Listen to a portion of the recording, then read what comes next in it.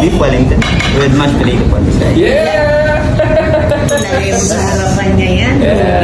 Kanya lang yan. And At hindi rin nakakasama ang dalawa niyang mga kapatid na sina Yuhan at Luna dahil may mga pasok ito sa school.